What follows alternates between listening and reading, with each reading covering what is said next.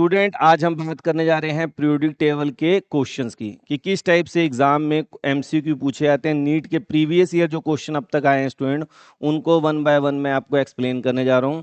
इन questions को करने से क्या फायदा है, इन क्वेश्चन को करने से आपको ये पता चलेगा कि किस पोर्शन से पीरियोडिक टेबल में क्वेश्चन ज्यादा आ रहे हैं। जैसे कि जब आप इसे कर लेंगे तो आपको पता चलेगा कि क्वेश्चन कहाँ से पूछे आ रहे हैं, आइसो इलेक्ट्रॉनिक स्पीसीज से पूछे आ रहे हैं।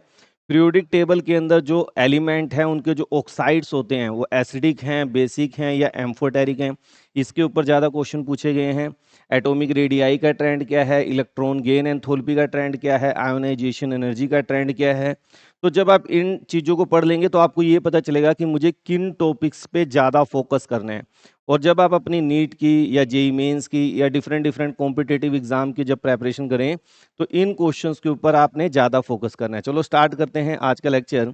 तो सबसे पहला अगर हम क्वेश्चन देखें स्टूडेंट, जो स्क्रीन पे आपके पास है कि विच of the following is most basic oxide. Generally जो प्रीवियस ईयर में क्वेश्चन मैंने देखे हैं ऑक्साइड्स के ऊपर काफ़ी क्वेश्चन आए हुए हैं। मैं आपको पहले बेसिक टर्म बता देता हूँ। जितना जो भी हमारा जो पीरियोडिक टेबल है स्टूडेंट, आपको पता होगा अगर अल्कली मेटल की बात करें हम, जैसे लिथियम, सोडियम, पोटाशियम, तो जब हम टॉप टू बॉटम जाते हैं तो क्या होता है स्टूडेंट, बेसिक करैक्टर इंक्रीज होता है। बेसिक करैक्टर क्या होता है, इंक्रीज होता है। और लेफ्ट टू राइट जब हम जाते हैं तो बेसिक करैक्टर क्या होता है आपका, डिक्रीज होता है। मगर एसडी करैक्टर क्या हो जाता है, इंक्रीज। जनरली जो नॉन मेटल के ऑक्साइड हैं दे आर एसिडिक, और जो अल्कली मेटल के ऑक्साइड हैं दे आर बेसिक। मगर इन्हीं में से कुछ एम्फोटेरिक भी होते हैं, वो सारा हम इस लेक्चर के अंदर वन बाय वन बात करेंगे। तो जनरल ट्रेंड को अगर हम यहाँ पे देख ले स्टूडेंट, एक कॉन्सेप्ट और भी होता है कि अगर आपके पास डिफरेंट ऑक्सीडेशन स्टेट हैं तो higher is the oxidation state of metal, more is the, अगर ऑक्साइड है तो उसका एसडी करैक्टर बढ़ जाएगा। देखें तो सीलियम है, इसके +4 है, एल्यूमिनियम +3, ये बाकी क्या है, +3 है।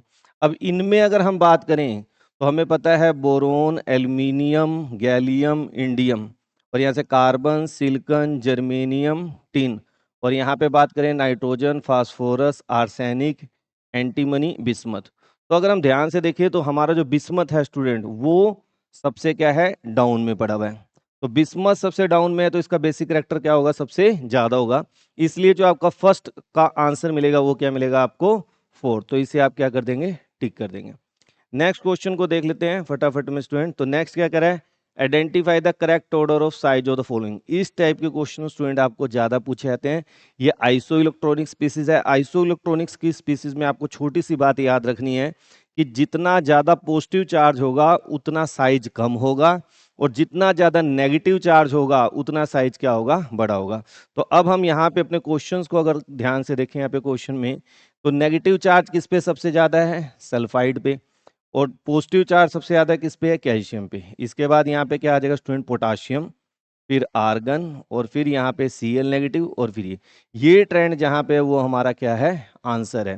तो ऐसा ट्रेंड देख लें हमारे पास कहाँ पे दिख रहा है स्टूडेंट, तो ऑप्शन आपका फर्स्ट ऑप्शन में ही आपको ये ट्रेंड दिख रहा है, इसलिए हमारा ऑप्शन फर्स्ट क्या है, करेक्ट है। जितना ज्यादा नेगेटिव उतना साइज बड़ा, जितना पॉजिटिव उतना साइज कम। ये ध्यान रखना है कि आइसो इलेक्ट्रॉनिक हो, इन सबके पास नंबर ऑफ इलेक्ट्रॉन कितने हैं, 18। नेक्स्ट क्वेश्चन को देखें थर्ड, इसमें क्या कह रहा है, the correct order of decreasing second ionisation enthalpy, यानी सेकंड इलेक्ट्रॉन निकालने में सबसे ज्यादा एनर्जी किस मिलेगी। तो हमारे पास अगर हम एलिमेंट की बात करें जो हमें दिए हुए हैं वो कौन से हैं, जैसे टाइटेनियम, वैनेडियम, क्रोमियम, मैग्नीज। इन चारों में तो आप सबको इसकी इलेक्ट्रॉनिक कॉन्फ़िगरेशन पता ही है। यहाँ क्या हो जाएगा, 3d2 4s2, 3d3 4s2, और यहाँ पे क्या हो जाएगा 3d5 4s1 और 3d5 4s2। अब आप दिमाग लगाइए, थोड़ा सोचिए कि सेकंड इलेक्ट्रॉन निकालना किस केस में डिफिकल्ट है। तो तुरंत आपके दिमाग में आएगा सर क्रोमियम। क्यों, फर्स्ट इलेक्ट्रॉन तो 4s1 से निकल गया, अब सेकंड इलेक्ट्रॉन किस में निकलेगा, हाफ फील्ड में से, 3d5 है, हाफ फील्ड है, तो मोर स्टेबल है। तो यहाँ पे यानी इसकी सबसे ज्यादा सेकंड आयोनाइजेशन एनर्जी होगी। अब आप अपने ऑप्शन देखिए कि सबसे ज्यादा आयोनाइजेशन एनर्जी कहाँ दिख रही है, क्रोमियम की, थर्ड, इसलिए आपका थर्ड क्या है यहाँ पे ऑप्शन करेक्ट आएगा। नेक्स्ट क्वेश्चन को देख लेते हैं student, question number 4। Which of the following oxide is not expected to react with sodium hydroxide? अब हमें पता है कि बेटा सोडियम हाइड्रोक्साइड क्या है, बेस है। यानी इनमें से जो ऑक्साइड बेसिक होगा वो क्या है, सोडियम हाइड्रोक्साइड के साथ रिएक्ट नहीं करेगा। तो इनमें अगर हम ध्यान से देखें यहाँ पे सिलिकॉन क्या होगा स्टूडेंट +4, तो ये तो आपको पता है क्या है, एसिडिक। और अगर हम बात करें बोरोन, ये भी नॉन मेटल का है, ये भी क्या होता है, कई बार एम्फोटेरिक नेचर शो कर लेता है, इसको हम एसिडिक ले लेते हैं। अब बात आती है हमारे पास बेरिलियम ऑक्साइड और कैल्शियम ऑक्साइड। तो आपको पता है टॉप टू बॉटम जाओगे तो बेसिक करेक्टर क्या होगा, बढ़ेगा। इसलिए कैल्शियम ऑक्साइड यहाँ पे क्या है, सबसे स्ट्रॉन्गेस्ट बेस है। तो जो स्ट्रॉन्गेस्ट बेस होगा वो सोडियम हाइड्रोक्साइड के साथ रिएक्ट नहीं करेगा। इसलिए आपको ऑप्शन थर्ड यहाँ पे क्या होगा स्टूडेंट, करेक्ट आएगा। नेक्स्ट देख लेते हैं क्या है student, question number 5th। amongst the element with the following electronic configuration which one of them may have highest ionization energy। भाई हाईएस्ट आयोनाइजेशन एनर्जी किसकी होगी? तो जैसे ही आप इनके ऑप्शंस को देखेंगे, यहाँ 3s2 3p1 है, 3s2 3p3 है, 3s2 3p2 है, 4s2 4 है। तो जैसे ही आपने इलेक्ट्रॉनिक कॉन्फ़िगरेशन देखी और आपको कॉन्सेप्ट क्लियर है, तो आपको पता है हाफ फील्ड क्या होता है, मोर हाफ फील्ड क्या होता है, मोर स्टेबल होता है। तो ये दोनों ही हाफ फील्ड है। अब इसमें से हम किसको प्रेफर करेंगे, सेकंड को। क्यों करेंगे स्टूडेंट, आपको पता है न्यूक्लियस के पास कौन है, 3p, और 4p क्या होगा, बाद में होगा। जो न्यूक्लियस के पास होता है उस पर इफेक्टिव न्यूक्लियर चार्ज क्या लगता है, ज्यादा लगता है। तो इफेक्टिव न्यूक्लियर चार्ज अगर इसके इलेक्ट्रॉन पे ज्यादा लगेगा तो इसका मतलब इसको निकालने में एनर्जी भी क्या करनी पड़ेगी, ज्यादा देनी पड़ेगी। इसलिए आपको ऑप्शन सेकंड क्या है यहाँ पे करेक्ट है। नेक्स्ट क्वेश्चन देखते हैं 6। among the element calcium magnesium phosphorus chlorine the order of increasing atomic radii। तो हम इनको अगर ध्यान से देखें तो हम इसे ऐसे लिख ले स्टूडेंट, मैग्नीशियम, यहाँ पे कैल्शियम, और बाद में यहाँ पे फास्फोरस होगा, और बाद में क्या होगा, क्लोरीन। तो आपको पता है टॉप टू बॉटम साइज बढ़ेगा मगर लेफ्ट टू राइट साइज क्या होगा, घटेगा। तो हमारा जो सबसे बड़ा साइज होगा वो किसका होगा, कैल्शियम का। कैल्शियम के बाद कौन आएगा, जिसका साइज सॉरी कैल्शियम का साइज सबसे बड़ा है, फिर कौन आएगा, मैग्नीशियम, मैग्नीशियम फास्फोरस, और लास्ट में क्लोरीन। तो ये पैटर्न जहां पे आपको दिखाई दे रहा है वो हमारा क्या है, आंसर। तो ऐसा पैटर्न मुझे सबसे फर्स्ट ऑप्शन में दिखाई दे रहा है कि calcium greater than magnesium greater than phosphorus greater than. तो जब भी इस टाइप के क्वेश्चन है तो आपको पीरियोडिक टेबल माइंड में आ जाना चाहिए, ठीक है। नेक्स्ट क्वेश्चन देखते हैं, question number 7। Correct order of decreasing ionic radius among the following. Same अभी आपने थोड़ी देर पहले किया था, आइसो इलेक्ट्रॉनिक स्पीसीज के ऊपर है। यहाँ पे आपको 4 आयन दिए हुए, तो मैंने कहा था जिसपे पॉजिटिव चार्ज ज्यादा होगा उसका साइज सबसे कम होगा। तो वो कहाँ पड़ा हुआ है, ये पड़ा। और जिसपे नेगेटिव चार्ज है उस पे उसका साइज क्या होगा, बड़ा होगा। इसलिए आपका ऑप्शन 4 क्या है यहाँ पे करेक्ट आएगा। नेक्स्ट क्वेश्चन नंबर 8 को देख लें।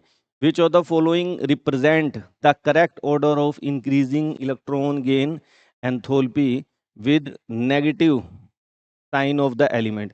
अब आपको यहाँ पे बेटा स्टूडेंट ध्यान रखना, ऑक्सीजन के बाद सल्फर, फ्लोरीन के बाद क्लोरीन। तो अगर हम पीरियोडिक टेबल की बात करें, आपको पता है exceptionally chlorine show highest negative electron gain enthalpy. ये तो आपको पता है कि पूरे पीरियोडिक टेबल में सबसे नेगेटिव इलेक्ट्रॉन गेन एंथैल्पी किसकी है, क्लोरीन की। तो क्लोरीन का ज्यादा होता है, हमें पता है, फ्लोरीन से। और ऑक्सीजन और सल्फर में ट्रेंड एकदम वही होता है, ऑक्सीजन और सल्फर में किसका होता है, सल्फर का। ऐसा यहाँ पे क्यों होता है, due to compact size of 2p sub shell in case of fluorine. तो क्लोरीन की electron gain enthalpy more negative होती है, and same reason in case of oxygen and sulphur. तो इसके बाद क्या आ जाएगा आपका सल्फर, और बाद में क्या आ जाएगा, ऑक्सीजन। तो ये ट्रेंड जहाँ पे है स्टूडेंट वो आपका क्या होगा, आंसर होगा। तो ऐसा अगर हम ट्रेंड देखें तो ऑप्शन थर्ड आपका क्या है, बिल्कुल करेक्ट आंसर है। नेक्स्ट क्वेश्चन को देख, question number 9। What is the value of electron gain enthalpy of sodium plus if first ionisation of sodium is this. अब आपको पता है किसी एटम में से इलेक्ट्रॉन को निकालने के लिए जो एनर्जी देनी पड़ती है उसको हम बोलते हैं आयोनाइजेशन एनर्जी। और जब किसी एटम में इलेक्ट्रॉन को ऐड करना है तो उसको बोलते हैं इलेक्ट्रॉन गेन एंथैल्पी। तो अगर इलेक्ट्रॉन गेन एंथैल्पी बताओ Na पॉजिटिव की, तो यानी मुझे इसमें इलेक्ट्रॉन देना पड़ेगा। तो इलेक्ट्रॉन जब मैं ऐड कराऊंगा ये बन जाएगा सोडियम। अब सोडियम में से इलेक्ट्रॉन निकालने के लिए कितनी एनर्जी देनी पड़ी, 5.1 इलेक्ट्रॉन वोल्ट। तो सिंपल सी बात है कि यहाँ पे जब इलेक्ट्रॉन ऐड करेंगे तो ये इतनी ही एनर्जी क्या कर देगा स्टूडेंट, रिलीज कर देगा।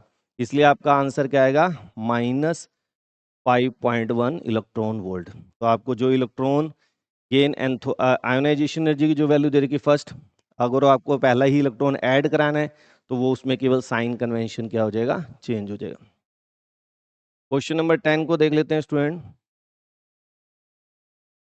Identify the wrong statement in the following. तो इसमें आपको वन बाय वन पढ़ना पड़ेगा और देखना पड़ेगा इसमें से कौन सा रॉन्ग है। सबसे पहला देखें, atomic radius of element increases as one move from down, बिल्कुल सही है, टॉप टू बॉटम में साइज बढ़ता है। Atomic radius of element decreases as one move from left to right, ये भी सही है। Amongst isoelectronic species smaller the positive charge on the cation smaller is the ionic radius. ठीक है ना, कि जितना स्मॉलर होगा पॉजिटिव चार्ज उतना साइज कम होगा। नहीं, मैंने भी आपको थोड़ी देर पहले क्या बताया था कि आइसोइलेक्ट्रॉनिक स्पीसीज में जितना ज्यादा पॉजिटिव चार्ज होगा उतना साइज कम होगा। तो ठीक है, एक छोटे से वर्ड की वजह से पूरा क्वेश्चन यहाँ पे चेंज होता है, इसलिए आपका ऑप्शन थर्ड यहाँ पे क्या आएगा, करेक्ट आएगा, ये रॉन्ग स्टेटमेंट है। ठीक है, अब नेक्स्ट पे चल लेते हैं स्टूडेंट, क्वेश्चन नंबर 11 पे। विच of the following order of ionic radii is correctly represented. इनमें से आयनिक रेडियाई का ट्रेंड दे रखा है, कौन बिल्कुल सही है। पहले को देखें, H नेगेटिव के बाद H पॉजिटिव आ गया, नहीं गलत है, H नेगेटिव के बाद H आएगा। अगले को देख लें, O2 नेगेटिव F नेगेटिव, जितना ज़्यादा नेगेटिव उसका साइज बड़ा है, बिल्कुल सही ट्रेंड यहाँ पे दिखा रहा है, आइसो इलेक्ट्रॉनिक स्पीसीज है। यहाँ पे देखिए F नेगेटिव का O2 नेगेटिव से क्या दिखा रखा है, यहाँ पे एक्चुअल में 2 ऊपर आएगा, 2 नेगेटिव, तो ये गलत है। और यहाँ पे बात करें एल्यूमिनियम 3 पॉजिटिव Mg2 पॉजिटिव की, इसका साइज बड़ा दिखा रहा है, जबकि इसका साइज सबसे क्या होगा, छोटा होगा। इसलिए आपका ऑप्शन सेकंड यहाँ पे क्या है स्टूडेंट, करेक्ट है। नेक्स्ट बात कर लेते हैं हम क्वेश्चन नंबर 12 की। Beryllium 2 positive is isoelectronic. अब हमें पता है बेरिलियम का एटॉमिक मास क्या होता है, 4। तो बेरिलियम 2 पॉजिटिव में कितने इलेक्ट्रॉन बच गए, 2। तो अब हम ये देखेंगे कि इनमें से किसके पास 2 इलेक्ट्रॉन है। तो ऐसा जैसे ही आपकी नजर जाएगी तुरंत आपके दिमाग में क्या आएगा, लिथियम प्लस, क्योंकि लिथियम में 3 होता है, एक गया, तो अब लिथियम में क्या हो गए, 2 इलेक्ट्रॉन। तो नेक्स्ट क्वेश्चन देख लेते हैं, question number 13। Acidity of diprotic acid in aqueous solution increases in the order. अब आपको स्टूडेंट H2S दे रखा है, H2 सिलीनियम, H2 टेलुरियम। अगर हम इनके ट्रेंड की बात करें, हमें पता है oxygen, sulphur, selenium, tellurium, polonium.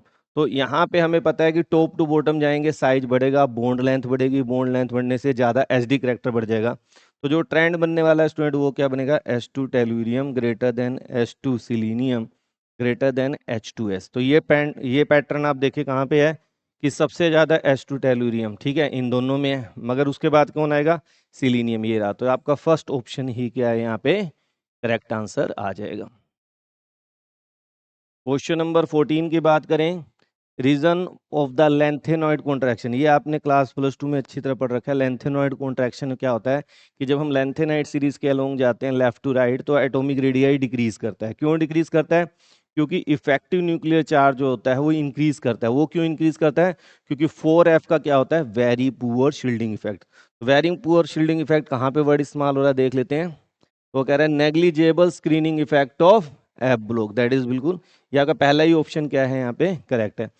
देखो स्क्रीनिंग इफेक्ट और शील्डिंग इफेक्ट एक ही बात होती है, तो जिसका पुअर शील्डिंग इफेक्ट होगा, अब पुअर का मतलब क्या हो गया, नेग्लिजेबल, तो इसलिए आपको ऑप्शन फर्स्ट यहाँ पे क्या है, करेक्ट है। क्वेश्चन नंबर 15 को देख लें, the species argon, potassium, calcium contain the same number of electron, in which order do their radii increases. तीसरी बार ये क्वेश्चन आ रहा है स्टूडेंट सेम पैटर्न पे, तो आप फटाफट इसका जवाब दे देंगे कि सबसे छोटा साइज किसका होगा, कैल्शियम।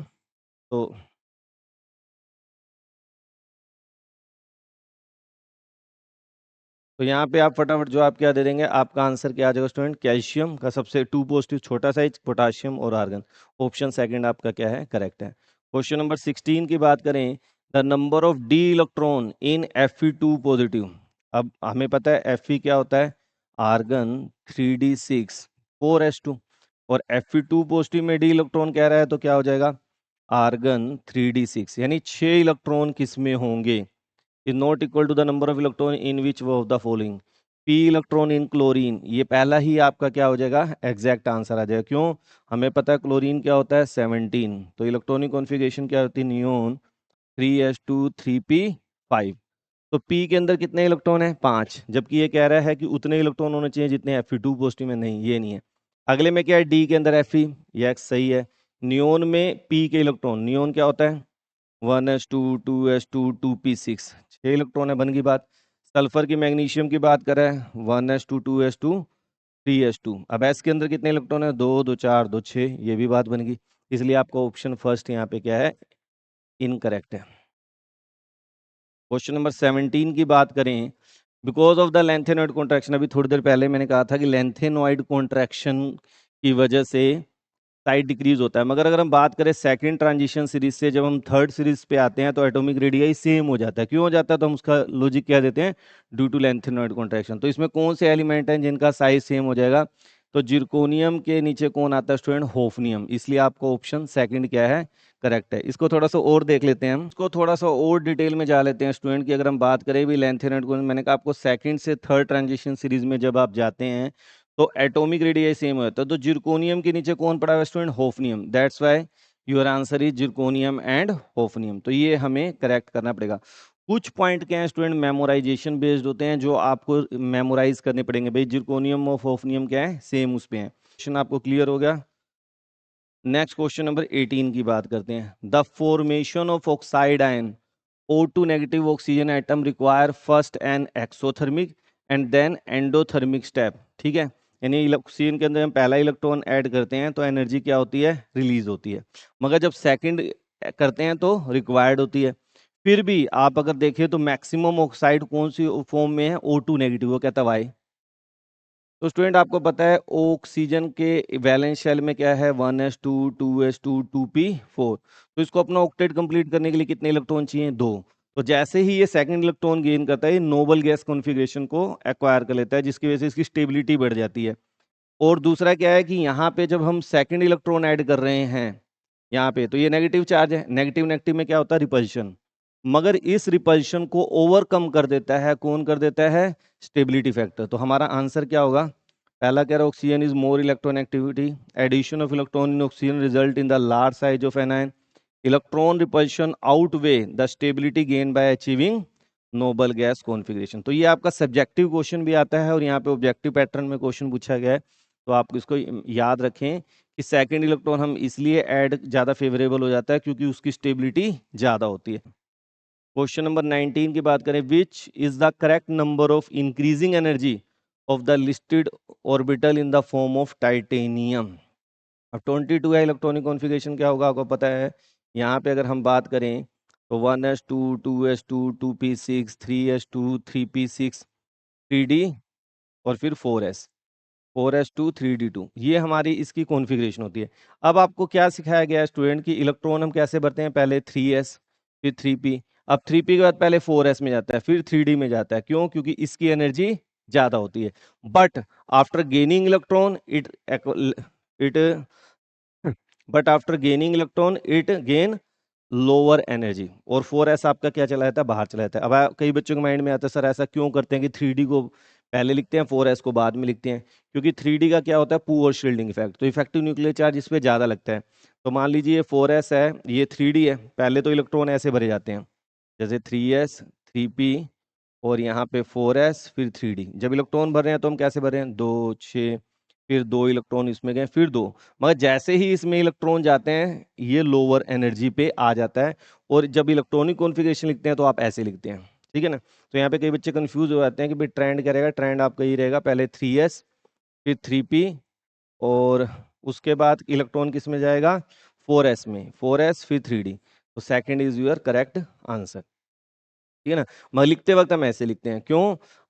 जब d फ्री स्टेट में होता है, कोई पूछे 3d और 4s में किसकी एनर्जी ज़्यादा है, तो हम कहेंगे 3d की। n+l रूल लगा लेंगे, इसका 3 और 2 5 आ जाएगा, इसका 4 और 0 4 ही आएगा। तो एनर्जी तो 3d की ज़्यादा होती है। मगर जैसे ही इलेक्ट्रॉन उसमें एंटर कर जाता है, ये due to poor shielding effect nucleus इसको अपनी तरफ अट्रैक्ट करता है और 3d एक्वायर लोअर एनर्जी, ठीक है। तो ये कॉन्सेप्ट भी मैंने आपका यहाँ पे क्लियर किया, कई बच्चे कंफ्यूज रहते हैं इसको लेके। क्वेश्चन नंबर 20 की बात कर लेते हैं। क्वेश्चन नंबर 20 क्या है, ध्यान से देखिए। In which of the following option the order of arrangement does not agree with the variation of property indicated against? अब यहाँ दिया इंक्रीजिंग आयनिक साइज, तो यहाँ पे F नेगेटिव है, फिर Na positive Mg2 positive aluminium, सही है बिल्कुल। ये क्या कह रहे हैं, नोट एग्री, जो ना हो सही। Increasing first ionisation energy, oxygen की ज़्यादा है नाइट्रोजन से नहीं, यही गलत है।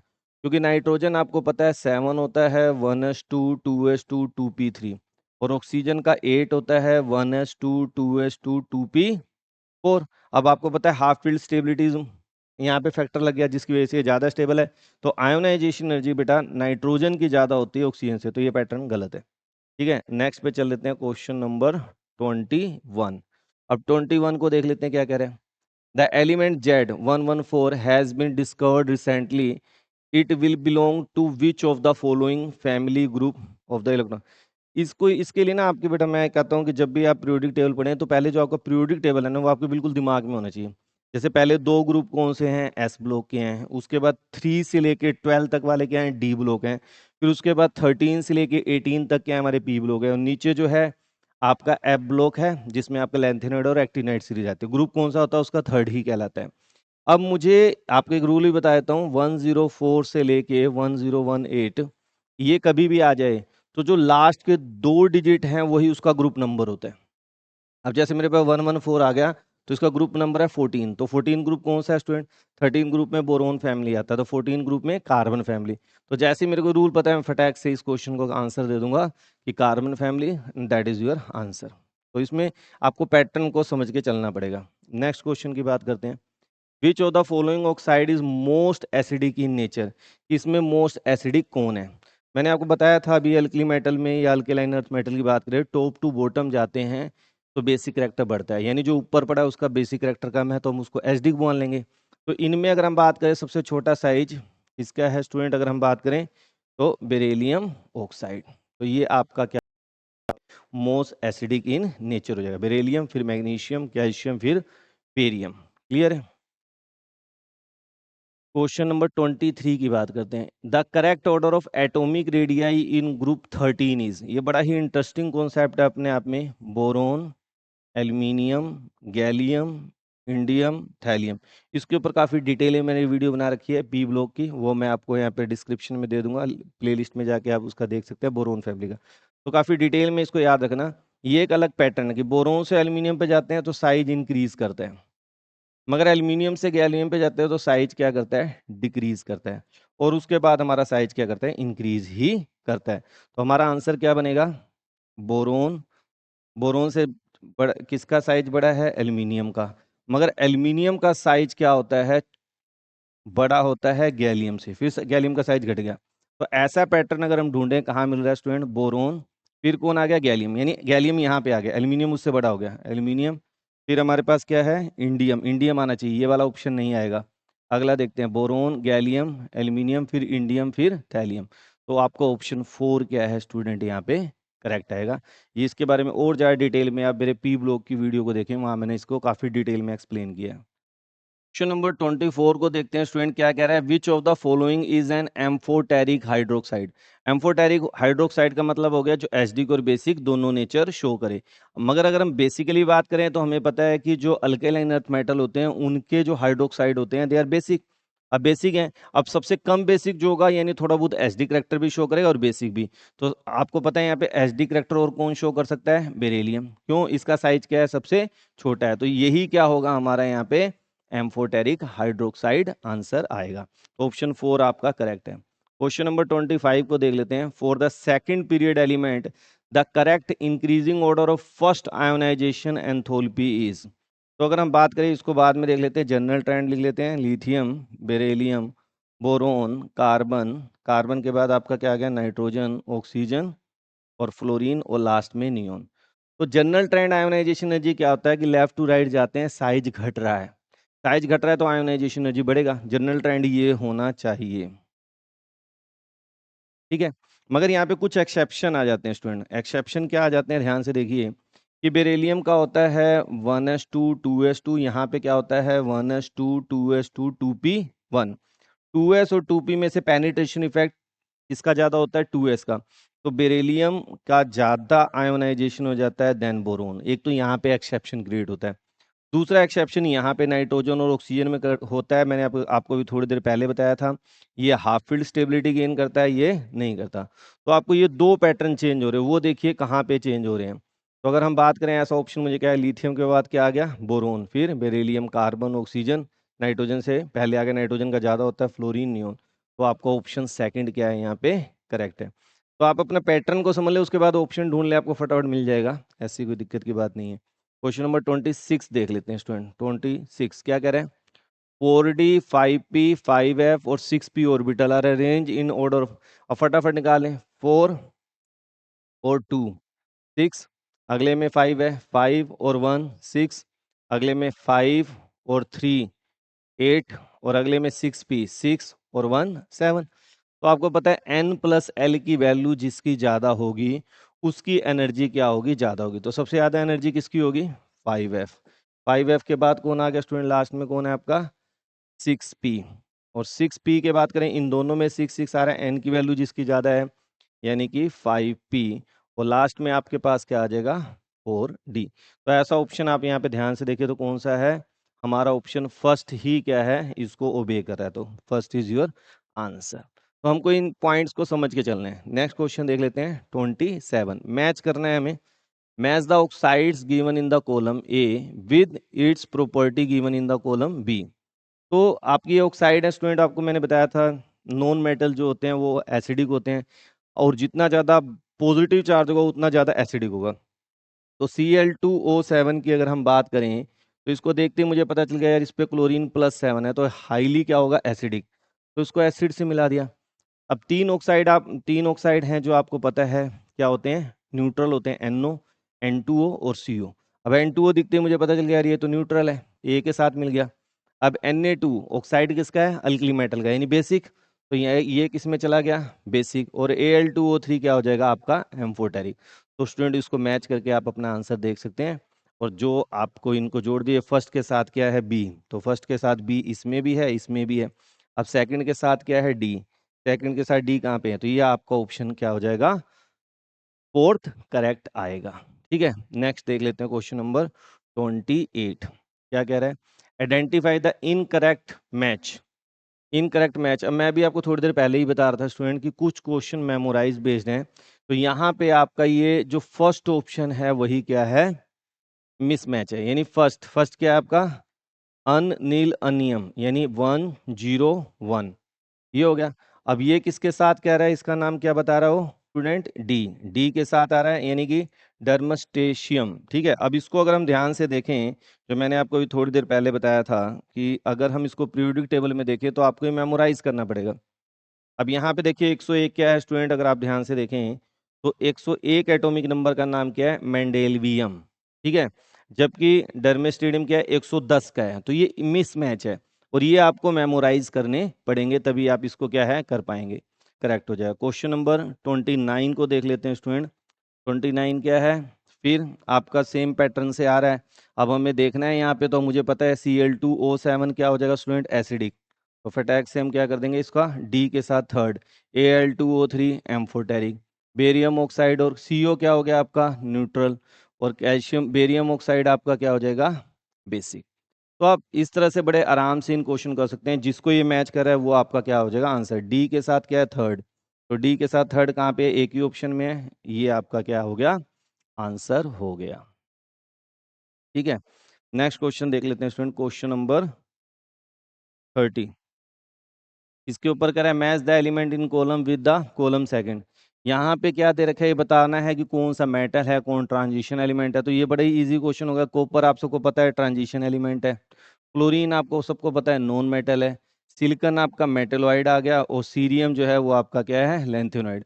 तो जो ऑप्शन इसको मैच कर रहा है वो आपका क्या हो जाएगा आंसर।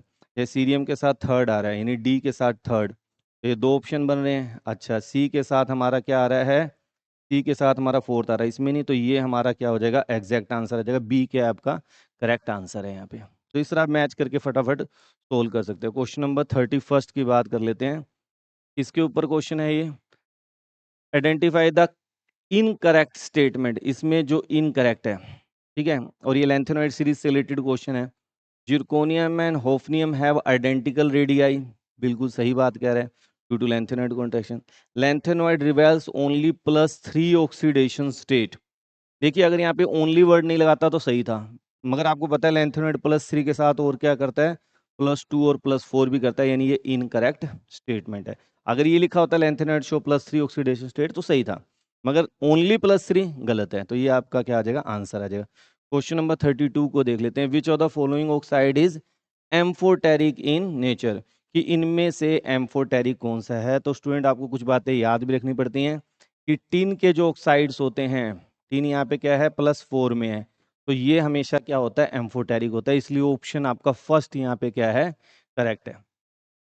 क्वेश्चन नंबर 33 को देख लेते हैं। स्टेटमेंट दे रखी है आपको क्या, acidic strength increases in the order HF HCl HBr HI। बिल्कुल सही ट्रेंड है, क्योंकि टॉप टू बॉटम जाएंगे, साइज बढ़ेगा, बॉन्ड लेंथ बढ़ेगी, बॉन्ड डिसोसिएशन एनर्जी घटेगी, तो HI का एसडी करेक्टर ज़्यादा होता है। रीजन क्या कह रहा है, as the size of element increases down the group the bond strength decreases and acid strength. बिल्कुल दोनों बातें क्या हैं, सही हैं, तो आपका ऑप्शन फर्स्ट यहाँ पे क्या हो जाएगा, करेक्ट हो जाएगा कि दोनों स्टेटमेंट क्या हैं, ट्रू है।